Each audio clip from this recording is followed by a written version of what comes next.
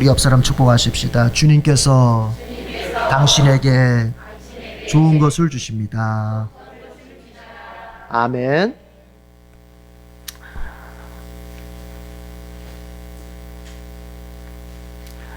마태복음 6장 22절 23절을 보면은 이런 말씀이 있습니다. 여러분 거기 한번 가봅시다. 마태복음으로 쭉 가서 마태복음 6장 22절 23절을 같이 읽어보겠습니다.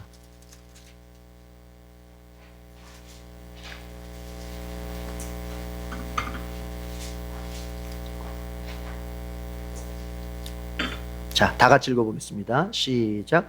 눈은 몸의 등불이다. 그러므로 내 눈이 성하면 내 온몸이 밝을 것이요 내 눈이 성하지 못하면 내 온몸이 어두울 것이다.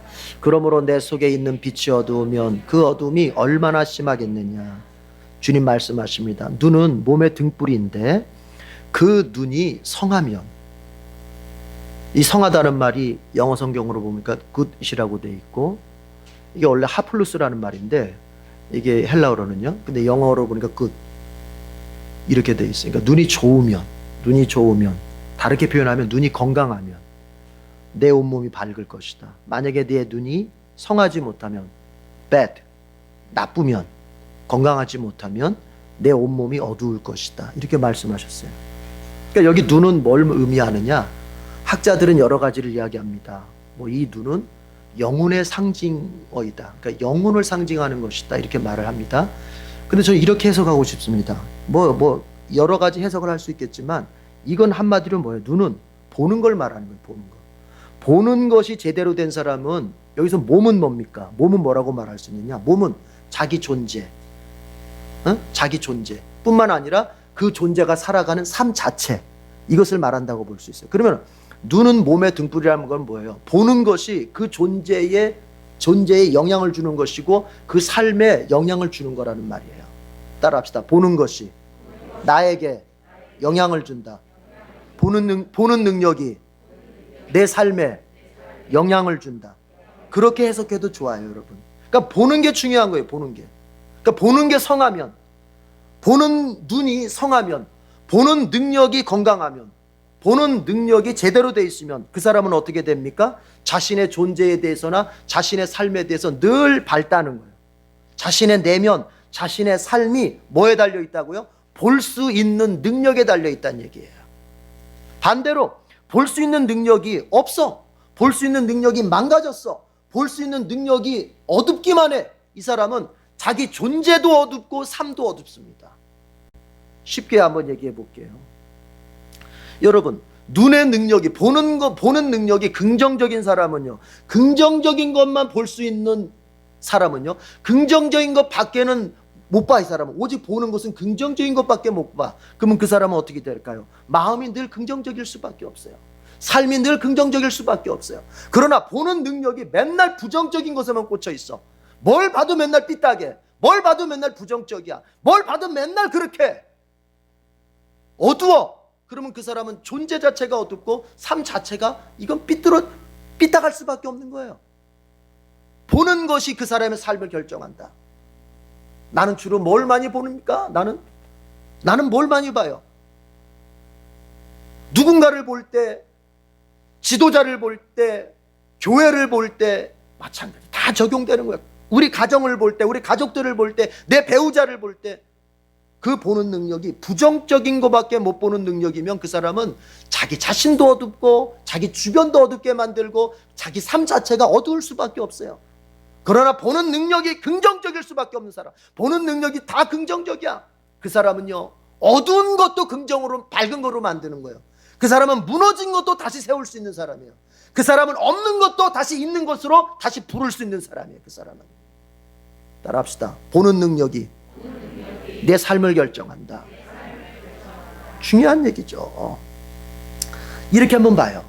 여러분, 우리가 나 자신을 갖다가 하나님의 형상으로 보는 눈을 가진 사람과 나 자신을 갖다가 물질로 보는 눈밖에 안 가진 사람, 바꿔 말하면 진화론에서 말하는 것처럼 아메바가 더 발전해서 원숭이가 돼가지고 원숭이가 사람이 됐다는 식으로 자기 자신을 하나님의 형상으로 보는 눈을 가진 사람과 자기 자신을 기껏해야 원숭이의 후손으로밖에 볼 줄 모르는 사람과 그 가치와 그 인생의 방향과 그 인생의 의미가 같겠습니까? 이게 다른 거예요. 여러분은 어떻게 봐요? 여러분은 하나님 형상으로 봐요? 원숭이의 후손으로 봐요? 그게 달라요. 차이가 나는 거예요. 지금 여기서 말씀드리고 싶은 건 뭡니까? 보는 것이 내 존재나 삶에 지대한 영향을 미친다. 조금 다르게 여기에서 조금 한꺼풀 좀 외적인 얘기를 한번 해볼까요? 여러분, 우리가 볼 때, TV를 볼 때, 컴퓨터를 볼 때, 우리가 책을 같은 거 볼 때 이것도 좋은 걸 봐야 내가 좋은 영향을 받는 거지. TV나 컴퓨터를 볼 때 더러운 거 보고 그리고 자꾸 교회 비판하고 반기독교적인 거 자꾸 보면 내가 그렇게 영향을 받고 그렇게 되는 거예요. 이걸 알아야 돼요. 우리가 뉴스 하나를 보더라도 이 뉴스가 내 신앙과 교회와 주님께 내가 살아가는 신앙의 삶에 도움이 되는 걸 자꾸 봐야지. 뉴스 하나를 보더라도 자꾸 그 반대쪽 걸 보면 자꾸 이 사람의 영혼은 그렇게 세워져 가는 거예요. 자꾸 교회에 대해서 삐딱하고 자꾸 기독교에 대해서 삐딱하고 자꾸 주님에 대해서 삐딱하고. 보는 게 더러우면 삶 자체가 더러워져요. 젊은 사람들 컴퓨터로 뭘 봐요? 더러운 거 보면 내 영혼이 더러워지고 생각이 더러워져서 거기서 거룩한 것이 나올 수가 없다. 더러운 거 보는 사람 있는 사람 오늘 저녁 다 끝내버리시고, 오늘 저녁이 아니라 오늘 다 더러운 거 다 버리고 깨끗한 것으로 다 채워놔야 돼요. 여러분 생각해 보십시오. 여러분 생각해 보십시오. 여러분의 집을 갖다가 그림으로 장식하는데 그 그림으로 장식할 때 그 그림을 갖다가 더러운 그림으로 다 여러분 가정에 더러운 그림을 갖다가 액자해가지고 다 걸어놨다고 생각해 보십시오. 그 가정이 온전하겠습니까? 그렇지가 않아요. 그러나 그 가정에 그림을 걸어놓을 때 아주 아름답고 정말 주님 영광 돌릴 수 있는 그림들로 다 채워놔 보십시오. 얼마나 그 가정이 정말 거룩하고 아름답고 살만한 곳이 되겠습니까? 이게 달라요.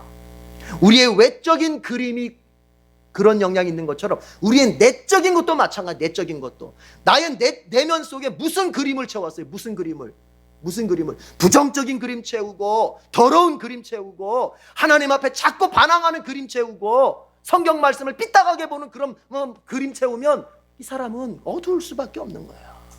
뭘 채워요? 자꾸 하나님 긍정적으로 고백할 수 있는 그림 채우고 내 마음속에 성경 말씀 볼 때마다 안 믿어지는 것이 아니라 믿어진다고 하는 믿음의 고백의 그림이 더 많이 채워지고, 사람을 볼 때도 자꾸 내 마음속에 저 사람의 좋은 면을 더 크게 보고 더 많이 보는 그 그림으로 자꾸 내 마음을 채울 때 내 존재가 밝아지고 내 삶이 밝아지는 거야. 여러분의 그런 복이 있기를 바랍니다. 그러니까 뭐라고요? 보는 것이 중요하다. 더 정확하게 얘기하자면 따라합시다. 볼 수 있는 능력, 볼 수 있는 능력, 이것이 중요하다는 거예요. 여러분 긍정적인 거를 볼 수 있는 능력이 있어야 되거든요. 제가 머리를 가끔 만져야 되겠어요. 지난주 제가 이렇게 설교 영상 보니까 머리가 이렇게 해가지고 우리 집사람이 저한테 막 뭐라 그래. 와, 그거 교인들이 볼 때 얼마나 답답했겠냐고 머리 좀 이렇게 좀 하지. 그래서 저는 우리 교인들이요, 여러분 이런 능력을 길렀으면 정말 좋겠습니다. 정말 뭐냐면 어떤 걸 볼 때 거기서 부정적인 건 안 보이고 긍정적인 것만을 볼 수 있는 능력이 길러졌으면 좋겠어요. 이것은 어렸을 때부터 길러지는 거예요. 어렸을 때부터. 그래서 이 가정의 분위기가 굉장히 중요합니다. 부모들 잘 들으세요. 부모들 정말 잘 들으세요. 이 가정의 분위기가 중요한 거예요. 그 어린 자녀들이 아무 말 하지 않고 부모의 살아가는 모습을 볼 때 부모의 입에서 나오는 말들 하나하나가 부정적인 것이 가득한 가정에서 자란 아이는 절대로 커서 어떤 상황을 볼 때, 사람을 볼 때, 심지어 주님을 볼 때 긍정적인 것은 요만큼도 찾아낼 수가 없어요. 맨날 보는 것은 뭐냐?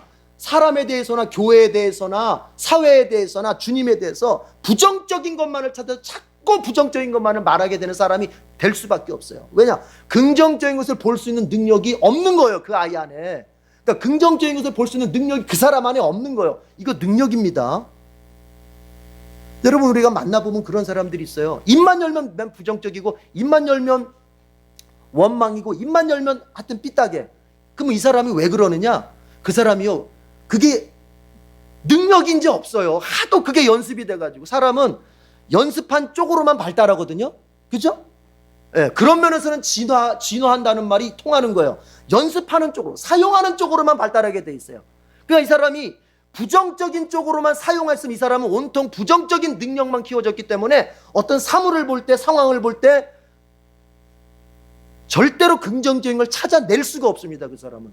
그러나 반대로 어려서부터 성년에 이르기까지 긍정적인 것만을 보는 것이 연습된 사람, 부모를, 어렸을 때는 부모를 통해서 긍정적인 거, TV 하나를 보더라도, 교회 한 번은 왔다가도 긍정적인 것만을 얘기 들었던 이 사람은, 어렸을 때부터 이 사람은 커서도 온통 보는 게, 이 사람은요 부정적인 걸 못 봐요. 긍정적인 것밖에 못 봐. 이 사람은 긍정적인, 부정적인 것을 볼 수 있는 능력이 없어. 그 사람은 오직 긍정적인 것만을 볼 수 있는 능력밖에 없어. 그러니까 이 사람은 입만 열면 다 긍정적이고, 입만 열면 다 뭔가 희망적이고, 소망적이고, 신앙적이고, 다 그런 거예요. 우리 부모들이 그래서 잘해야 됩니다. 잘해야 됩니다. 여러분 자녀들이 정말 하나님의 복을 받고 잘 되길 원하면 추워라도 자녀들 앞에서 하나님에 대해서, 교회에 대해서, 목사에 대해서 요만큼도 부정적인 얘기를 하면 안 돼요. 아시겠어요? 아유, 저 목사님 자기 얘기하지 말라 그러네, 비판하지 마, 이런 얘기가 아니에요. 이런 얘기가 아니에요. 그런 얘기가 아니고, 여러분이 한 번 내뱉은 하나님에 대해서, 교회에 대해서, 목회자에 대해서 부정적으로 내뱉은 그 얘기가 그의 영혼 속에 심겨져서 절대로 그 아이 속에는 긍정적인 게 자라날 수가 없어요. 신앙도. 그러면 언젠가는 교회를 떠나요. 그 사람은 반드시 그렇게. 목사들도 마찬가지고 장로들도 마찬가지예요. 떠나게 돼. 왜? 어려서부터 그 마음속에 하나님을 긍정적으로 생각하는 게 없고, 교회를 생각해도 긍정적으로 생각하는 게 없고, 목회자를 바라볼 때도 긍정적으로 생각하는 게 없는데 어떻게 그 자리에 와 있겠습니까? 못 와 있는 거예요. 우리는 뭐 해야 돼? 항상 하나님에 대해서 항상 긍정적인 얘기, 성경 하나를 얘기하더라도 삐딱한 얘기하지 말고 은혜스러운 얘기, 난 믿는다, 이대로 될 걸 믿는다, 자꾸 이런 얘기. 여러분이 저에 대해서, 목사에 대해서 얘기, 저뿐만 아니라 다른 교회 목사님에 대해서 얘기하더라도 절대로 자녀들 앞에서 우리 홍 목사님은 너무 훌륭한데 다른 목사 이러는 거 아니에요. 이러는 거. 주님은 그걸 기뻐하지 않습니다. 그걸 기뻐하지 않아요. 여러분, 목사는 조금 틈내서 제가 이 얘기를 할게요. 목사는 하나님이 알아서 치리하는 거예요. 그런데 성도들이 그 목사를 끌어내리려고 하면 하나님이 그걸 기뻐하지 않아요. 절대로 기뻐하지 않아요. 저는 그런 걸 봤어요. 비록 목사가 여러분 잘못했고 부족한 점이 있고 연약한 점이 있어도 그거를 하나님이 하시도록 우리가 기도할 뿐이지, 성도들이 이걸 성도가 직접 끌어내리려고 하면 하나님이 그 성도를 치시는 거예요. 왜냐? 여러분 어쨌든 간에 다윗의 얘기를 들어보십시오. 비록 사울이 하나님께 기름 부은 자지만은 엉망이지 않습니까? 그러나 다윗이 자기 손으로 치기를 겁내잖아요. 왜 겁냅니까? 하나님이 기름 부은 종이란 말이에요. 하나님의 기름 부은 종을 내가 치면 안 된다는 거예요. 하나님이 알아서 하실 것이다. 그리고 자기는 어떻게 합니까? 끝까지 사울에 대해서 자기가 갖춰야 할 예의를 갖추고 도리를 갖추는 거예요. 그럴 때 하나님이 알아서 사울을 처리하게 되는 거예요. 모세가 자기는 기껏 이 백성들한테 율법을 말하면서 이방 여자들이랑 결혼하지 마라, 가나안 여자랑 결혼하지 마라 해놓고 자기는 구스 여인하고 결혼했잖아요. 본부인이 죽어가지고. 그럴 때 미리암과 아론이, 누나와 동생 아닙니까? 미리암과 아론이 모세에게 뭐라고 말합니까? 네가 왜 그렇게 하느냐? 너만 하나님의 종이냐? 우리도 하나님의 음성 듣는다면서 막 모세에게 대항을 하게 되죠. 그게 우리 봤죠? 민수기 12장에서 봤잖아요. 그때 어떻게 합니까? 하나님이, 맞아 모세야, 네가 틀렸다, 너 이방 여자랑 결혼하지 말라고, 네가 그러면 어떻게 하고 모세를 통 때리는 게 아니라 하나님이 어떻게 합니까? 미리암을 문둥병 들게 만들어 버리는 거예요. 미리암을 갖다가. 그걸 보더니 아론이 벌벌벌 떨죠. 그건 무슨 얘기냐? 이런 겁니다. 자, 들어보세요. 목회자는 하나님이 기름 부어 세웠기 때문에 그 권위가 하나님께 있는 거예요. 그래서 만약에 목회자를 하나님이 얘를 바꿔야 되고 싶으면 하나님이 알아서 하시는 건데, 그걸 자꾸 성도들이 건드리면 그거는 하나님이 어떻게 생각하시냐면은 곧 하나님께 도전하는 거로 이게 이렇게 돼 버리는 거예요. 하나님의 권위에 도전하는 거예요. 하나님의 권위. 그래서 안 되는 거예요. 제가 저를 알아달라는 말이 절대 아닙니다. 저 아시잖아요. 저는 권위주의의 사람이 아닙니다. 여러분 앞에 저 알아달라고 그렇게 말하지 않습니다. 저는 여러분이 제발 복 받기를 바라요. 저는 제가 신앙생활을 하면서 본 것 중에 하나가 뭐냐면, 자꾸 목사 욕하면서 살던 어느 집사님이 계셨는데, 그분은 교회를 11번을 옮겼어요. 11번을. 왜? 그때마다 뭐냐, 이 목사 지내보니까 마음에 안 들어, 저 목사한테 가, 저 목사 마음에 들어. 11번을 옮겨. 11번을. 박모 집사님이라고 제가. 그런데 그 자녀들이 복을 못 받아요. 그 자녀들이 이걸 아셔야 돼요. 제가 드리는 말씀을 여러분 겸손하게 받으십시오. 겁준다 이렇게 생각하지 말고. 그래서 절대로 여러분의 담임 목사뿐만 아니라 다른 교회 목사님에도 항상 성도로서 예의를 갖추고 내가 이렇게 잘 해야 되는 것이지, 함부로 말하면 아이 목사 새끼, 목사 이렇게 그러는 게 아니에요. 아시겠어요? 여러분은 복 받을지어다. 반드시 그렇습니다. 그럼 하나님이 알아서 하시는 거예요. 자, 왜냐? 우리의 보는 것이 이렇게 중요한 거예요. 보는 것이. 볼 수 있는 능력을 기르시길 바랍니다. 그럼 뭘 볼 수 있어야 되느냐, 여러분? 긍정적인 것을 볼 수 있는 능력, 소망을 볼 수 있는 능력.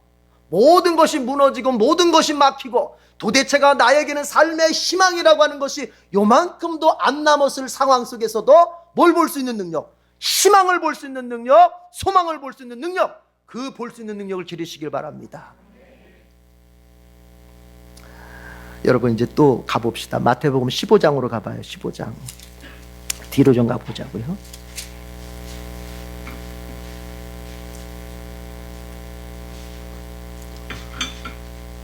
14절 다 같이 읽어보겠습니다. 15장 14절, 마태복음 15장 14절 시작. 그들을 내버려 두어라. 그들은 눈먼 사람이면서 눈먼 사람을 인도하는 길잡이들이다.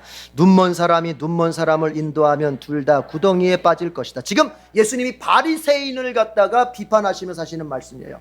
이렇게 말씀하시는 거예요. 바리새인들, 여기서 말하는 바리새인들은 지도자들을 말하는 거예요. 일반 백성들의 지도자급에 속하는 사람들인데 이 사람들이 다 바리새파 사람들입니다.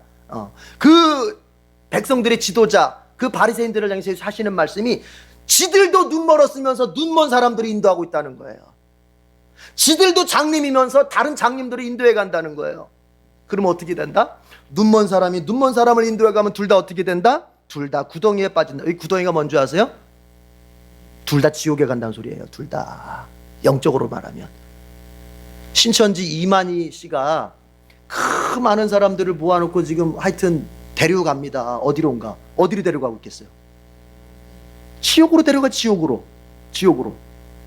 거기 가면 한 10만 명 정도 된다는데 그 10만 명은 이미 지옥을 예약해 놓은 거예요. 그거는. 왜냐? 이만희 자신이 장님이야. 뭐가 진리고 뭐가 비진리인지를 몰라요. 뭐가 진짜 믿음이고 뭐가 가짜 믿음인지는 몰라. 자기도 장님이면서 10만 명을 지금 10만 명의 장님을 끌고 가는 거예요. 어디론가. 그럼 어디로 가겠어요? 구덩이. 영적 구덩이. 지옥으로 가는 거야. 자, 그런데 잘 들어보십시다, 여러분. 예수님께서 이때 아니 그들은 눈먼 사람이면서 라고 말할 때 이 바리새인들이 육신의 눈이 멀었을까요? 이때? 아니죠. 지금 실제로 예수님께서 바리새인들을 가리켜서 야, 이 눈먼 사람들이라고 말하는데 이때엔 눈 멀었다고 하는 그 먼 눈이 육신의 눈을 말하는 것입니까? 아니요, 다 멀쩡한 사람들이에요. 건강한 사람들이에요. 시력이 좋은 사람들이에요. 그러면 무슨 얘기냐? 예수님의 이 말씀 속에서 우리가 힌트를 얻어야 돼요. 아, 눈이라고 하는 것은 요 눈만 있는 게 아니라 또 다른 눈이 있는 거구나. 예수님은 지금 우리에게 또 다른 눈이 있다라고 하는 것을 먼저 가르쳐 주시는구나. 그걸 먼저 깨달아야 됩니다. 자, 여러분, 사람에게는 세 가지의 눈이 있어요. 세 종류의 눈. 첫 번째가 뭐냐? 육신의 눈이에요. 그렇죠? 우리가 늘 보고 있는 거. 감각기관으로서의 눈, 시각, 이 눈입니다. 그런가 하면 우리 사람에게는 또 이성의 눈이 있어요. 이성, 생각, 정신, 이성의 눈이 있어요. 다른 말로 말하면은 지혜의 눈이라고 말해요. 그래서 옛날 우리 선조들은 그걸 뭐라 그랬냐면은 따라합시다. 해안. 지혜할 때 해자와 눈, 안자 할 때 안자에서 해안, 지혜의 눈이란 말이에요. 그래서 해안이 있어야 된다. 뭘 볼 때마다 해안이 있어야 된다. 지혜의 눈이 있어야 된다 그랬단 말이에요. 그래서 이 지혜의 눈이 있습니다. 있어야 여러분 이 현실을 잘 살아갈 수 있지 않겠어요? 생각할 줄 알고 뭔가 이걸 분별할, 이게 지금 가야 할 길인지 말아야 할 길인지 분별할 줄 알아야 되고. 지혜의 눈은 두 가지에서 길러지는 겁니다. 지혜의 눈은 첫째로 뭐냐? 독서를 많이 하셔야 돼요. 책을 많이 읽어야 돼. 그리고 뭐가 되냐? 그것만 가지고는 안 돼. 그러면 책만 읽는 사람은 그 사람은 지식으로 끝나요. 또 뭐가 있었냐? 경험이 필요한 거예요. 경험이. 지식과 경험이 만날 때 지혜가 되는 것입니다. 그래서 노인분들이 지혜가 많은 건 뭐예요? 경험이 많기 때문에 그런 거예요. 그래서 그러나 지식이 있어야 돼요. 지식이 없이 경험만 있는 사람은 이건 지혜가 아니라 보면 나중에 보면 고집이야. 고집. 그래서 그걸 가리켜서 여러분 이런 얘기 하잖아요. 꼰대라요. 꼰대. 꼰대가 뭐예요? 꼰대가 뭐야? 뭐 자기는 지혜롭다고 얘기하는데 들어보면 지혜가 아니라 자기 고집이야. 자기 경험만 막 내세우는 내가 6.25 때 이러면서 막 시대가 달라졌는데 지금 그러니까 뭐냐? 새로운 지식이 들어오고 그리고 나의 옛 경험이 결합되어서 여기서 지혜가 나오는 건데, 그래서 진실로 지혜로운 어르신들은 어떤 사람들이냐? 끊임없이 새로운 지식을 추구하는 가운데 자기의 경험을 결합시키는 사람이에요. 여러분들이 나중에 여러분 자식들한테 꼰대 소리 안 들으려면 그게 어떻게 해야 되느냐? 책 읽으셔야 돼요. 따라합시다. 책 읽자. 책 읽자.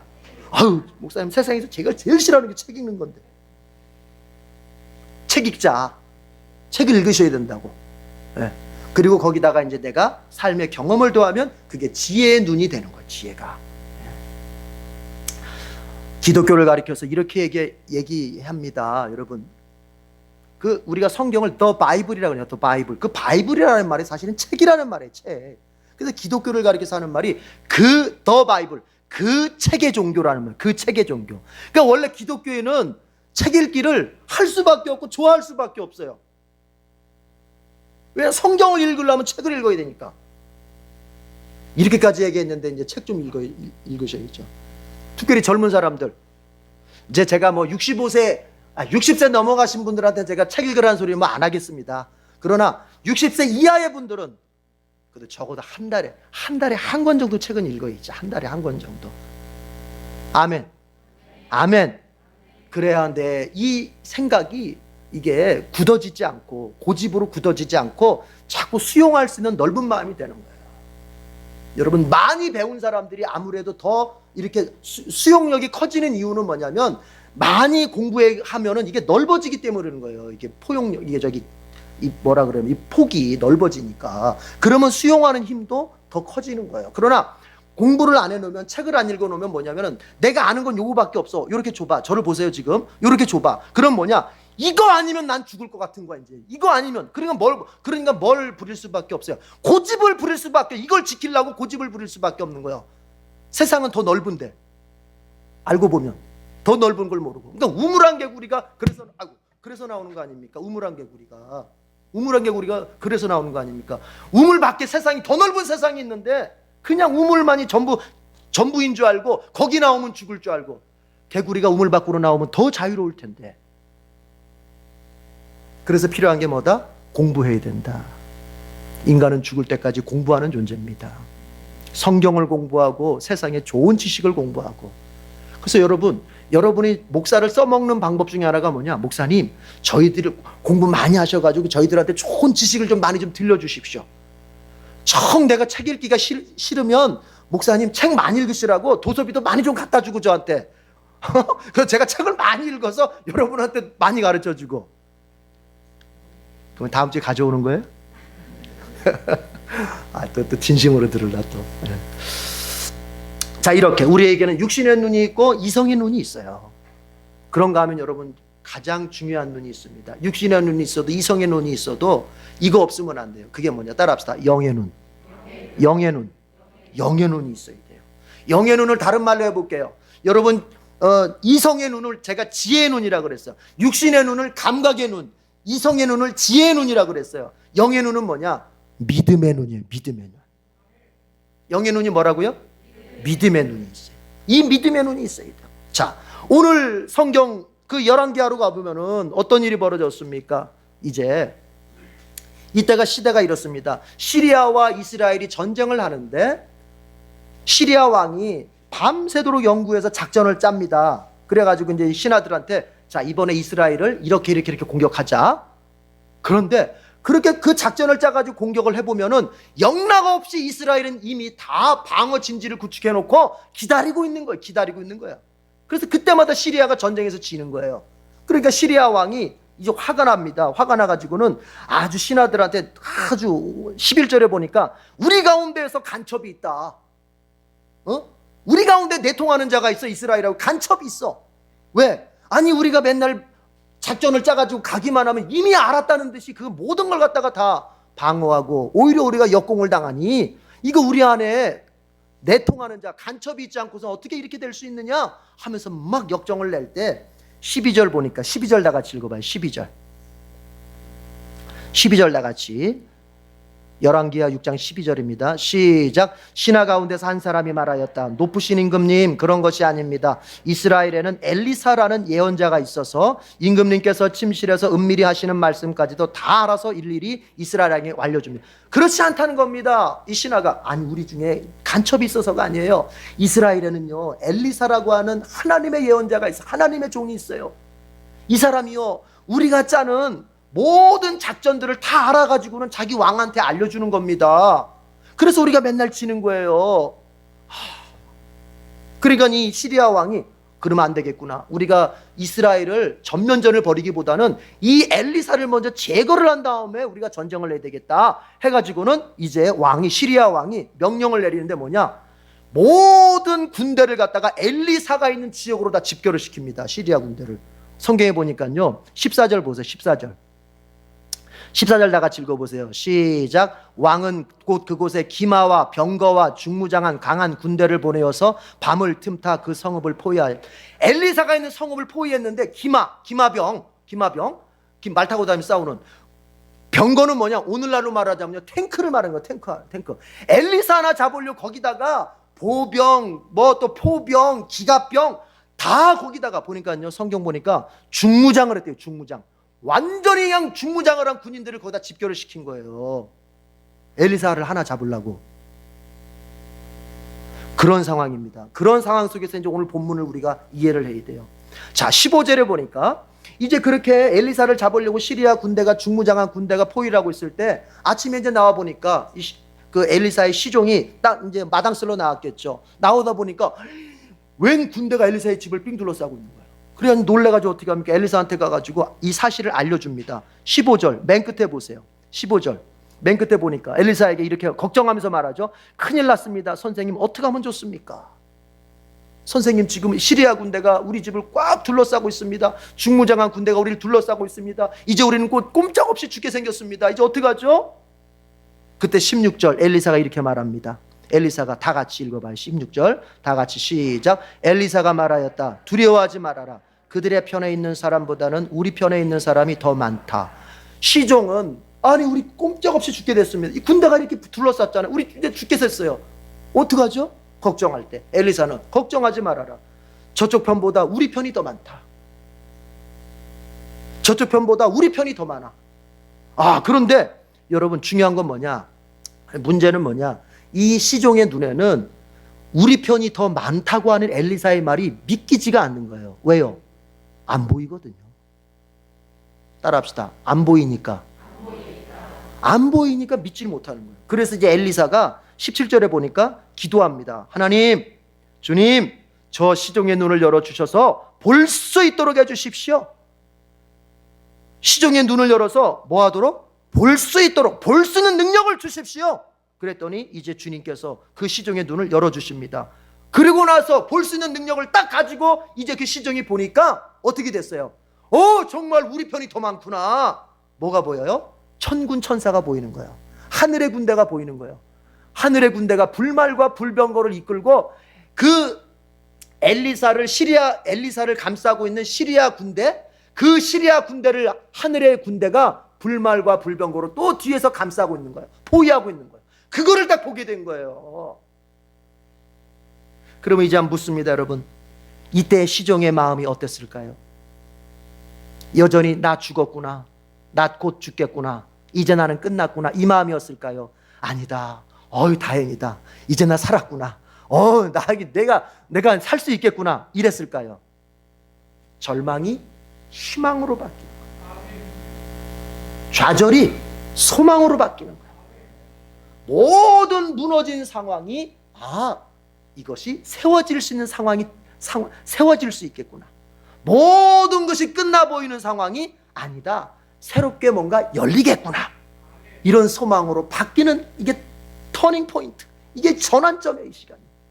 이 전환점의 중심에 뭐가 있어요? 영안이 열리는 것이 있는 것입니다. 믿음의 눈이 열리는 것이 있는 것입니다. 여러분, 영의 눈이 열려야 됩니다. 믿음의 눈이 열려야 됩니다. 특별히 인생 중에 여러 가지 이유로 좌절하고 절망하고 도대체가 내 인생에는 무엇으로 보나 소망이 없다라고 느껴지는 그 사람일수록 육의 눈 가지고 안 됩니다. 세상적인 지혜가 주는 그 지혜의 눈, 이성의 눈으로 안 됩니다. 성령이 나에게 주시는 영의 눈, 성령이 나에게 주시는 믿음의 눈, 그것이 열려야 되는 거예요. 그것이 열리기만 하면 여러분은 여러분의 모든 좌절스러워 보이는 환경에서도 여러분은 희망을 갖게 되고, 여러분은 꿈을 꾸게 되고, 여러분은 인내하며 기다릴 수 있게 되는 것입니다. 영의 눈이 열리기를 축복합니다. 옆 사람 축복합시다. 영의 눈이 열리길 바랍니다. 그런 거예요. 다른 것 가지고는 안 돼요. 다른 것 가지고. 우리가 위로합니다. 서로 아무개 집사님, 아무개 성도님 어렵죠, 힘들죠, 위로합니다. 근데 거기는 한계가 있어요. 아무리 사람이 위로해도요, 이게 한계가 있어요. 그러나 그 사람이요, 영의 눈이 열리면은, 그래서 하나님이 직접 나에게 보여주시면 여러분 이게 완전히 인생 바뀌어버립니다. 따라합시다. 180도 바뀐다. 우리 지난번 제가 설교했던 거 여러분 한번 기억을 더듬어 봅시다. 마리아가 처녀 때 예수님을 잉태했잖아요. 그리고 나서 이제 마리아가 요셉에게 얘기를 했잖아요. 나 임신했다고. 아니 어떻게 결혼도 하기 전에, 동침하기도 전에 이거 임신을 해. 그래서 요셉이 어떻게 합니까? 안 되겠다, 이 여자네가 그냥 가만히 끝내야 되겠다 해서 조용히 끝나려고 했잖아요. 그때 요셉을 누가 찾아옵니까? 가브리엘 천사가 찾아오잖아요. 찾아와서 요셉아, 마리아가 임신한 거는 나쁜 짓에서 임신한 게 아니라 성령으로 임신이 된 것이다. 그러니까 이제 그 마리아의 몸을 통해서 이 땅에 하나님의 아들 메시아를 보낼 텐데, 너 그러니까 걱정하지 말고 마리아를 네 부인으로 맞아들여라 그랬죠. 그때 여러분 제가 했던 얘기 기억해요? 요셉의 생각이 바뀌어버리잖아요. 마리아하고 파혼하려고 했다가 오히려 마리아를 아내로 데려오잖아요.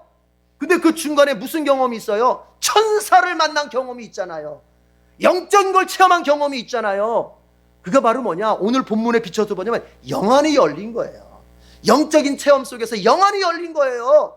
이 세상 현실의 것이 다가 아니라는 거예요. 이 세상 현실 기준이 다가 아니라는 거예요. 이 세상 현실로만 보는 것이 다가 아니라는 거예요. 뭐예요? 영적인 세계가 있고 또 그것을 볼 수 있는 영안이 열릴 때 이제 어떻게 됩니까? 이 세상 잣대로 기준하자면 두려운 일이지만 요셉이 두려워했잖아요. 그러나 어떻게 합니까? 영안이 열리니까, 영적 체험을 하니까 그 두려운 일을 대범하게 해버리지 않습니까? 마찬가지예요. 여러분의 영안이 열릴 때 두려워하는 여러분의 심령이 담대해집니다. 여호수아가 어땠습니까? 두렵고 떨렸습니다. 그때 여호수아를 찾아온 자가 있었죠. 여호와의 군대 장관, 천사 대장이 찾아왔잖아요. 그러니까 여호수아가 무릎을 탁 꿇고, 그러니까 어쩌고 저쩌고 얘기하니까 그때 여호수아가 담대해지는 거예요. 그래서 요단강 건너가지 않습니까? 여러분, 여러분의 영안이 열려야 됩니다. 하나님을 볼 수 있어야 됩니다. 천군 천사를 볼 수 있어야 됩니다. 내가 지금 무너지고 있는 이 현실의 삶의 자리에 하나님이 임마누엘로 함께하고 계심을 볼 수 있어야 합니다. 그게 믿음의 눈이에요. 그 믿음의 눈이 있으면 삶이 어떻게 된다고요? 반드시 절망에서 희망으로 바뀌어지게 되는 것입니다. 다른 거로 안 됩니다. 여러분이 아무리 두 주먹 불끈 쥐고 어금니 깡 물어도 여러분의 절망을 희망으로 바꾸지 못합니다. 그러나 영안이 열려서 하나님을 보고 영안이 열려서 영적 세계가 있다는 것을 내가 알게 되면, 아하, 이제 절망을 희망으로 바꿀 수 있습니다. 영안이 열려서 삶의 절망의 자리에서 희망을 가진 사람들은 참 많아요. 사도행전 27장에 보면은 이제 사도 바울이 로마로 이제 갑니다. 로마로 죄수의 몸으로 이제 로마로 끌려갈 때 그 배가 알렉산드리아호가 여러분 유라굴로라고 하는 광풍을 만나게 돼요. 광풍을. 그래서 이 배가 이제 막 이제 파산 직전이, 아니 파멸되기 직전이지 않습니까? 그래서 270명인가가 거기가 탔는데 그 배에 모든 사람들이 벌벌벌 떠는 거예요. 우리 언제 죽어? 이제 큰일 났다. 이 폭풍을 이거 어떻게 이걸 견디나? 15일 동안인가를 막 계속 막 내려치니까 이 태풍이 못 견디는 거예요. 그때는 바울이 로마서 사도행전 27장 25절에서 뭐라고 말합니까? 이렇게 말하죠. 여러분 걱정하지 마십시오. 안심하십시오 하면서 뭐라고 말하느냐? 나는 하나님께서 나에게 말씀하신 그대로 되리라고 믿습니다. 우리는 반드시 어떤 섬에 밀려가 닿게 될 것입니다. 앞에 무슨 말이 있냐면 이렇게 말합니다. 여러분들 두려워하지 마십시오. 염려하지 마십시오. 어제 하나님께서 나에게 찾아오셔서 말씀하셨습니다 하면서 이 얘기를 하는 거예요. 뭐예요? 영안이 열리는 거예요. 태풍이 치는 그곳에서 하나님을 만나는 거예요. 하나님이 내게 들려주시는 음성을 들었던 거예요. 넌 결코 죽지 않는다. 너 로마의 황제 앞에까지 갈 것이다. 그리고 너에게 가치 있는 사람들 내가 책임져 줄 거라. 이 말씀을 딱 들은 거예요. 그러니까 어떻게 말합니까? 바울이 말씀 그대로 되리라고 나는 믿습니다. 영안은 믿음의 눈이에요. 믿음의 눈을 가지면 어때요? 태풍 속에서도 내가 죽지 않고 살아날 것이다. 이 소망을 가질 수 있는 거예요. 예수님께서 여러분 히브리서 12장 2절을 보면 이렇게 기록되어 있습니다. 믿음의 창시자요 믿음의 창시자요 완성자신 예수를 바라봅시다 하면서 이렇게 말하죠. 그 예수는 저 앞에 있는 기쁨을 바라보면서 현재의 십자가를 참아내셨다. 그렇게 얘기합니다. 잘 마지막 부분이니까 잘 들으세요. 자 보세요. 현재 눈에 보이는 건 뭐밖에 없어요? 현재 육신의 눈으로 보는 건 뭐밖에 없어요? 십자가밖에 없어요. 나 죽을 장소 십자가밖에 없어요. 나 못 박혀서 죽을 곳 십자가밖에 눈에 안 보여요. 그런데 예수님은 저 너머에 있는 뭘 봤다고요? 기쁨을 봤다는 거예요. 무슨 기쁨? 부활의 기쁨을 봤다는 거예요. 부활의 기쁨을. 그러니까 그 십자가, 죽을 장소 십자가로 당당하게 가서 거기서 당당하게 죽었다는 거 아닙니까? 무슨 얘기입니까? 여러분 눈에 지금 보이는 것이 죽음밖에 없습니까? 여러분의 눈에 보이는 것이 오직 무너진 현실밖에 없습니까? 가난하고 병들고 내 모든 삶을 감당하기에 역부족인 나의 무능함밖에 안 보입니까? 이것이 십자가고 이것이 내 눈에, 육신의 눈에 보이는 것이 이게 전부요. 그러나 영안이 열리면, 믿음의 눈이 열리면 그 현실 너머에 주님이 예비하신 복이 있고 기쁨이 있고 승리가 있음을 보게 되는 것입니다. 그래서 현재의 십자가를 어떻게 되느냐? 당당하게 짊어지는 거야. 현실의 고난을 어떻게 합니까? 당당하게 감당을 해내는 거예요. 왜요? 이게 끝이 아니고 이 너머에 주님이 예비하신 기쁨이 있다. 그런데 이것이 언제 보인다고요? 영안이 열릴 때 보이는 거야. 영안이 열리길 축복합니다. 영안이 열리셔서 삶의 모든 좌절의 순간에도 여러분은 희망을 볼 수 있기를 축복합니다. 같이